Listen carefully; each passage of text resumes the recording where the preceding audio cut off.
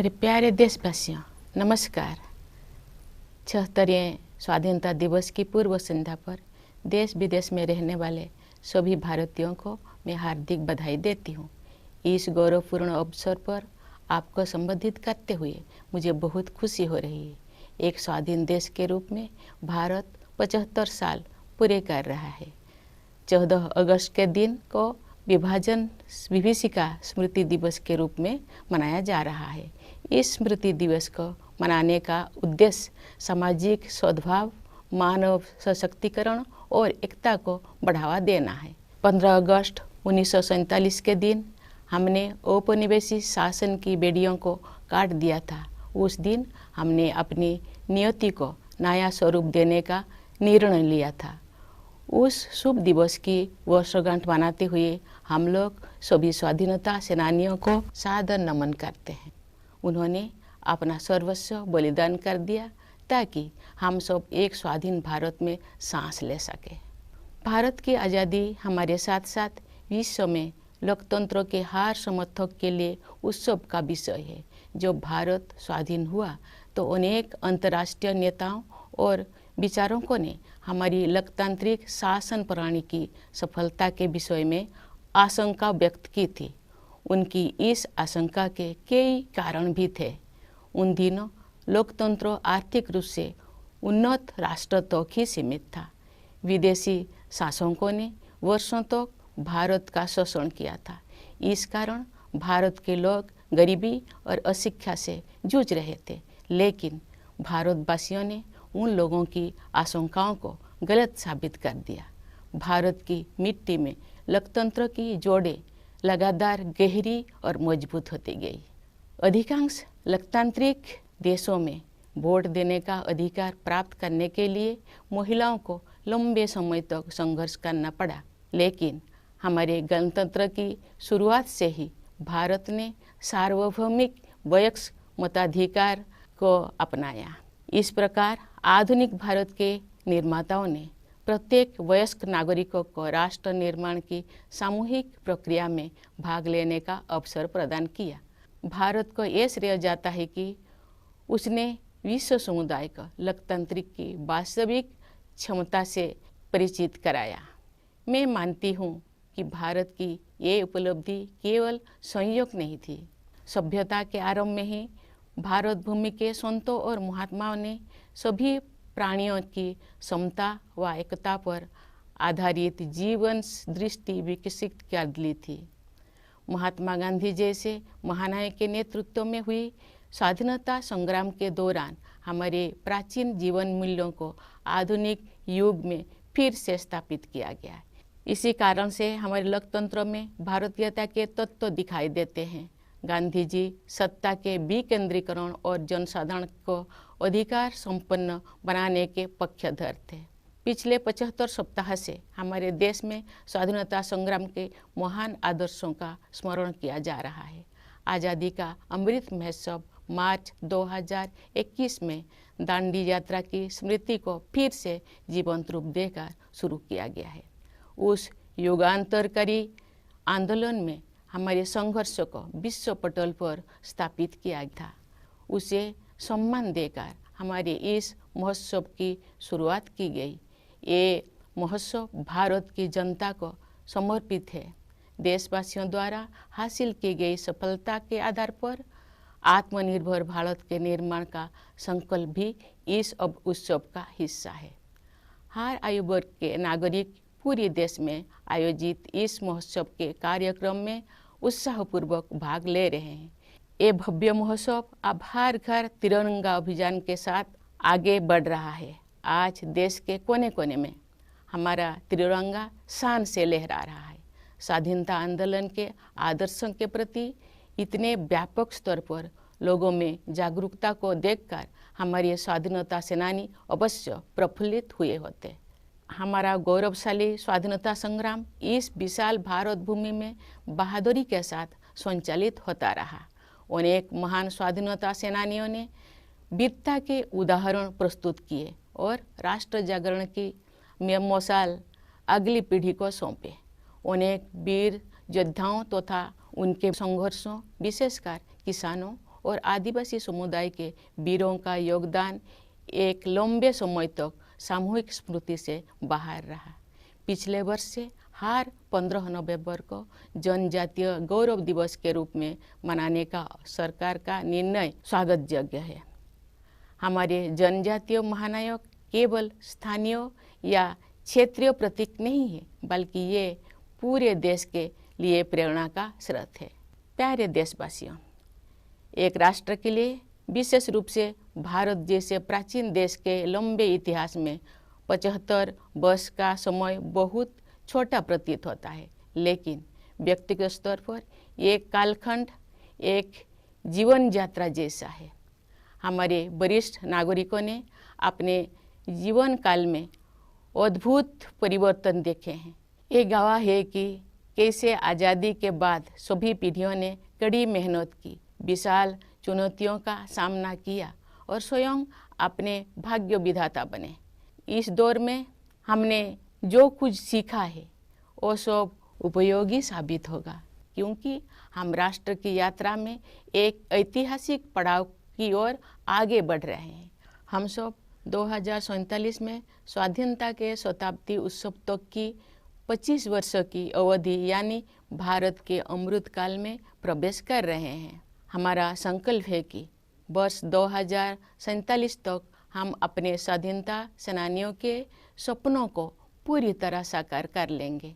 इसी कालखंड में हम बाबा साहेब भीमराव अंबेडकर के नेतृत्व में संविधान का निर्माण करने वाला विभूतियों के विजन को साकार कर चुके होंगे।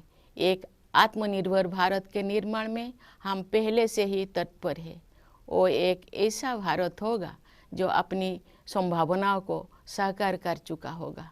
दुनिया ने हाल के वर्षों में एक नए भारत को उभरते हुए देखा है। खासकर कोविड-19 के प्रकोप के बाद इस महामारी का सामना हमने जिस तरह किया है, उसकी सर्वत्र सराहना की गई है। हमने देश में ही निर्मित वैक्सीन के साथ मानव इतिहास का सबसे बड़ा टीकाकरण अभियान शुरू किया। पिछले महीने हमने 200 करोड़ वैक्सीन कवरेज का आंकड़ा पार कर दिया है। इस महामारी का सामना करने में हमारी उपलब्धियां विश्व के अनेक विकसित देशों से अधिक रही है।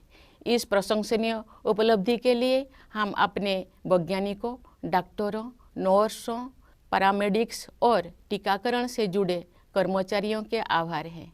इस आपदा में कोरोना योद्धाओं द्वारा किया गया योगदान विशेष रूप से प्रशंसनीय है। कोरोना महामारी ने पूरे विश्व में मानव जीवन और अर्थव्यवस्थाओं पर कठोर प्रहार किया है। जब दुनिया इस गंभीर संकट के आर्थिक परिणामों से जूझ रही थी, तब भारत ने स्वयं को संभाला और अब पुनः तीव्र गति से आगे बढ़ने लगा है। इस समय भारत दुनिया में सबसे तेजी से बढ़ रही प्रमुख अर्थव्यवस्था में से एक है। भारत को स्टार्टअप इकोसिस्टम का विश्व में ऊंचा स्थान है। हमारे देश में स्टार्टअप्स की सफलता, विशेषकर यूनिकॉर्न्स की बढ़ती हुई संख्या हमारी औद्योगिक प्रगति का शानदार उदाहरण है। विश्व में चल रही आर्थिक कठिनाई के विपरीत भारत की अर्थव्यवस्था को तेजी से आगे बढ़ाने के श्रेय सरकार तथा नीति निर्माताओं को जाता है। पिछले कुछ वर्ष के दौरान फिजिकल और डिजिटल इंफ्रास्ट्रक्चर के विकास में अभूतपूर्व प्रगति हुई है। प्रधानमंत्री गति शक्ति योजना के द्वारा कनेक्टिविटी को बेहतर बनाया जा रहा है।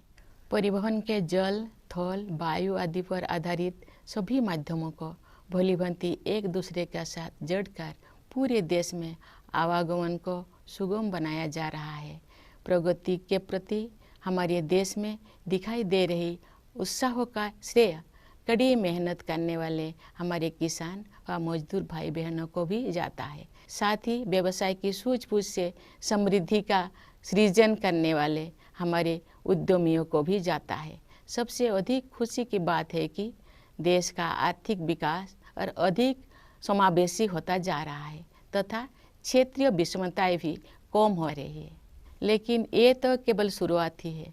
दूरगामी परिणाम वाले सुधारों और नीतियों द्वारा इन परिवर्तनों की आधार भूमि पहले से ही तैयार की जा रही थी। उदाहरण के लिए डिजिटल इंडिया अभियान द्वारा ज्ञान पर आधारित अर्थव्यवस्था की आधारशिला स्थापित की जा रही है। राष्ट्रीय शिक्षा नीति का उद्देश्य भावी पीढ़ी को औद्योगिक क्रांति के अगले चरणों के लिए तैयार करना तथा उन्हें हमारी विरासत के साथ फिर से जोड़ना भी है। आर्थिक प्रगति से देशवासियों का जीवन और भी सुगम होता जा रहा है।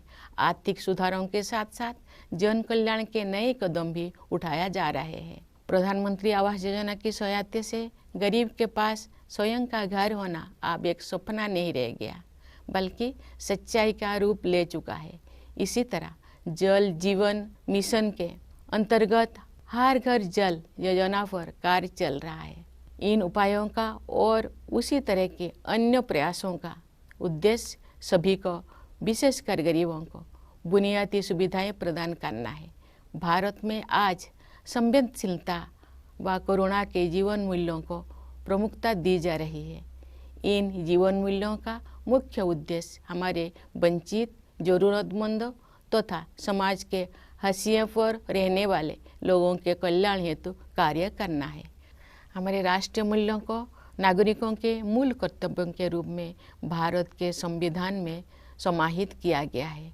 देश के प्रत्येक नागरिक से मेरा अनुरोध है कि वे अपने मूल कर्तव्यों के बारे में जानें, उनका पालन करें, जिससे हमारा राष्ट्र नई ऊंचाइयों को छू सके। प्यारे देशवासियों, आज देश में स्वास्थ्य, शिक्षा और अर्थव्यवस्था तथा उनके साथ जुड़े अन्य क्षेत्रों में जो अच्छे बदलाव दिखाई दे रहे हैं, उनके मूल में सुशासन पर विशेष बल दिए जाने की प्रमुख भूमिका है। जब राष्ट्र सर्वोपरि की भावना से कार्य किया जाता है तो उसका प्रभाव प्रत्येक निर्णय एवं कार्य क्षेत्र में दिखाई देता है। ये बदलाव विश्व समुदाय में भारत की प्रतिष्ठा में भी दिखाई दे रहा है। भारत के नया आत्मविश्वास का स्रोत देश के युवा, किसान और सबसे बढ़कर देश की महिलाएं हैं। अब देश में स्त्री पुरुष के आधार पर असमानता कम हो रही है। महिलाएं अनेक रूढ़ियों और बाधाओं को पार करते हुए आगे बढ़ रही हैं। सामाजिक और राजनीतिक प्रक्रियाओं में उनकी बढ़ती भागीदारी निर्णायक साबित होगी। आज हमारी पंचायती राज संस्थाओं में निर्वाचित महिला प्रतिनिधियों की संख्या 14 लाख से कहीं अधिक है। हमारे देश की बहुत सी उम्मीदें हमारी बेटियों पर टिकी हुई है। समुचित अवसर मिलने पर वह शानदार सफलता हासिल कर सकती है। अनेक बेटियों ने हाल ही में संपन्न हुए राष्ट्रमंडल खेलों में देश का गौरव बढ़ाया है। हमारे खिलाड़ी अन्य अंतर्राष्ट्रीय प्रतियोगिताओं में भी देश को गौरवान्वित कर रहे हैं। हमारे बहुत से विजेता समाज के वंचित वर्गों में से आते हैं। हमारी बेटियां फाइटर पायलट से लेकर स्पेस साइंटिस्ट होने तक हर क्षेत्र में अपना परचम लहरा रहे हैं। प्यारे देशवासियों, जब हम स्वाधीनता दिवस मनाते हैं तो वास्तव में हम अपनी भारतीयता का उत्सव मनाते हैं। हमारा भारत अनेक विविधताओं से भरा देश है, परंतु इस विविधता के साथ ही हम सभी में कुछ ना कुछ ऐसा है जो एक समान है।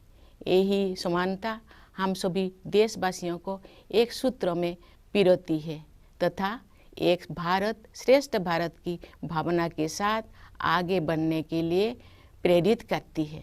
भारत अपने पहाड़ों, नदियों, झीलों और वनों तथा उन क्षेत्रों में रहने वाले जीव जंतुओं के कारण भी अत्यंत आकर्षक है।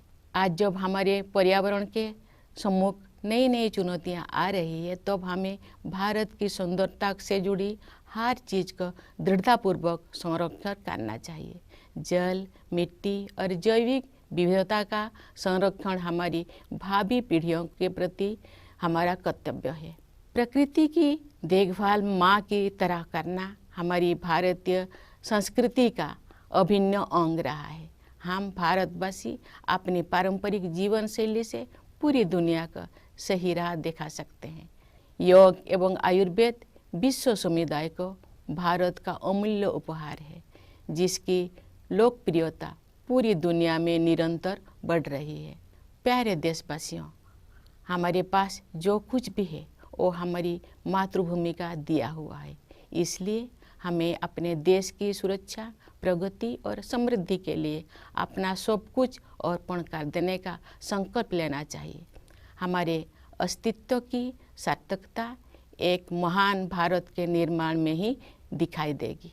कन्नड़ भाषा के माध्यम से भारतीय साहित्य को समृद्ध करने वाले महान राष्ट्रवादी कवि कुवेंपु ने कहा है, नानु अड़िवे नीनु अड़िवे नम्मा एलु बिगोड़ मेले मूडबुदु नव भारत दलीले। अर्थात मैं नहीं रहूँगा, नहीं रहेंगे तुम, परंतु हमारी अस्थियों पर उदित होगी नई भारत की महागाथा। उस राष्ट्रवादी कवि का ये स्पष्ट आह्वान है कि मातृभूमि तथा देशवासियों के उत्थान के लिए सर्वस्व बलिदान करना हमारी आदर्श होना चाहिए। इन आदर्शों को अपनाने के लिए मैं अपने देश के युवाओं से विशेष अनुरोध करती हूँ। वे युवा ही 2047 के भारत का निर्माण करेंगे। अपना संबोधन समाप्त करने से पहले मैं भारत के सशस्त्र बलों, विदेशों में स्थित भारतीय मिशनों और अपनी मातृभूमि को गौरवान्वित करने वाले प्रवासी भारतीयों को स्वाधीनता दिवस की बधाई देती हूँ। मैं सभी देशवासियों के सुखद और मंगलमय जीवन के लिए शुभकामनाएं व्यक्त करती हूँ। धन्यवाद। जय Hind.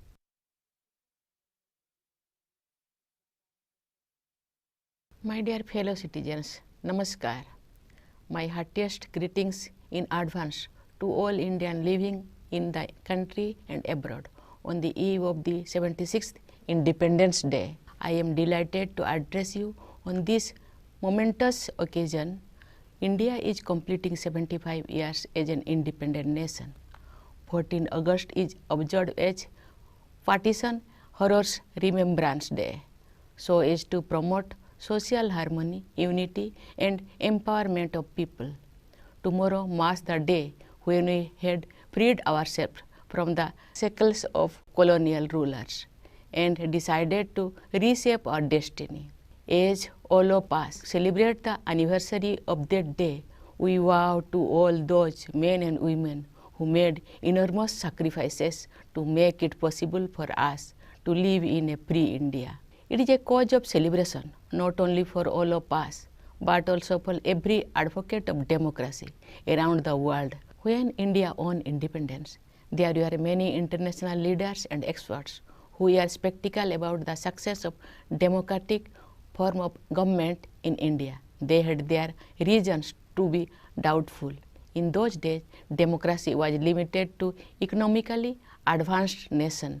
India, after so many years of exploitation at the hands of foreign rulers, was marred by poverty and illiteracy.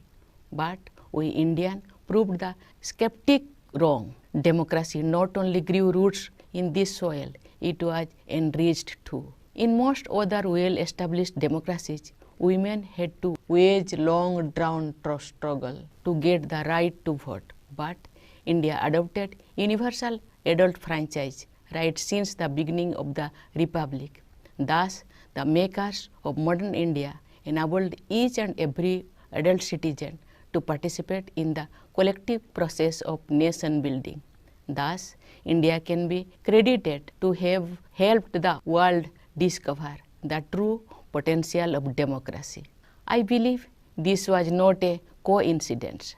At the beginning of civilization, saints and seers of this land had developed a vision of humanity that was defined by equality of all, indeed oneness of all. The great freedom struggle and its leader like Mahatma Gandhi rediscovered our ancient values for modern times. Then it is no wonder our democracy has Indian characteristics.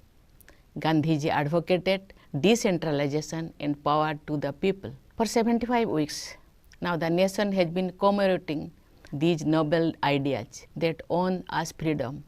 In March 2021, we began the Azadi Ka Amrit Mahotsav with the reenactment of the Dandi March. This way, Our celebration began with a tribute to that watershed event which had put our struggle on the world map. This festival is dedicated to the people of India. Based on the success achieved by the people, the resolve to build Atmanirbhar Bharat is also a part of this Mahotsav. Citizens from all age groups have keenly participated in a series of events held across the country. This grand festival is going ahead with the Har Ghar Triranga Abhiyan. The Indian tricolors are fluttering in every nook and corner of the country. Great martyrs would have been thrilled to see the spirit of the independence movement coming alive again on such a massive scale. Our glorious freedom struggles was waged bravely across the vast territory of our country. Many great freedom fighters did their duty and passed on the torch of awakening, leaving little trace on their heroic deeds. Forgotten for long were many heroes and their struggles, especially among the peasants and tribal population. The government's decision last year to observe 15th November Janajatiya Gaurav Divas is welcome because our tribal heroes are not merely local or regional icons, but they inspire the entire nation. Dear citizens, for a nation, particularly an ancient one such as India, the passage of 75 years is merely a blink of an eye. But for us and individuals, it is a lifetime. Senior citizens among us have witnessed a dramatic change in their lifetime. They have seen how, after independence, all the generations have toiled hard, how we met great challenges, and how we have taken charge of our destiny. The lessons learned in the process will prove useful as we move towards the next milestone in the journey of the nation, the Amrit Kal, the 25 years to be celebration of the centenary of our independence. By the year 2047, we will have fully realized the dreams of our freedom fighters. We will have given a concrete shape to the vision of those who, led by Babasaheb Bhimrao Ambedkar, drafted the Constitution. We are already on course to build an Atmanirbhar Bharat, an India that would have realized its true potential. The world has seen a new India rising in recent years, more so after the outbreak of COVID-19. Our response to the pandemic has been appreciated everywhere. We launched the biggest vaccination drive in human history with vaccines manufactured in the country itself. Last month, we crossed the 200 crore mark in cumulative vaccine coverage in combating the pandemic. Our achievements have been better than those of many developed countries. For this feat, we are grateful to our scientists, doctors, nurses, paramedics, and the staff associated with vaccination. The pandemic has uprooted lives and also economies in the entire world. When the world has been battling the economic consequences of the great crisis, India got its act together and is now moving forward. India is among the fastest growing major economies in the world. India's startup ecosystem ranks high in the world. The success of startups in our country, especially the growing number of unicorns, is a shining example of our industrial progress. The government and policymakers deserve credit for beating the global trend and helping the economy flourish. During the last few years, unprecedented progress has been made in the development of physical and digital infrastructure. Through the Pradhan Mantri Gati Shakti Yojana, all the modes of connectivity based on water, land, air, etc. are being integrated in the whole country to enable seamless transportation across the country. For the vibrancy of growth visible in our country, credit must also be given to workers and farmers whose hard work has made it possible, and entrepreneurs whose business acumen has created wealth. What is all the more heartening is that the growth is becoming more inclusive and regional disparities too are reducing. But this is only the beginning. A series of economic reforms and policy initiatives have been preparing the ground for a long term. Digital India, for example, is creating the bedrock of a knowledge economy. The national education policy is aimed at preparing the future generation for the next stage of industrial revolution while also reconnecting it with our heritage. Economic success is leading to an ease in living too. Economic reform are rightly accompanied by innovative welfare initiatives. A home of one's own is no longer a dream for the poor, but a reality for more and more people, thanks to the Pradhan Mantri Awas Yojana.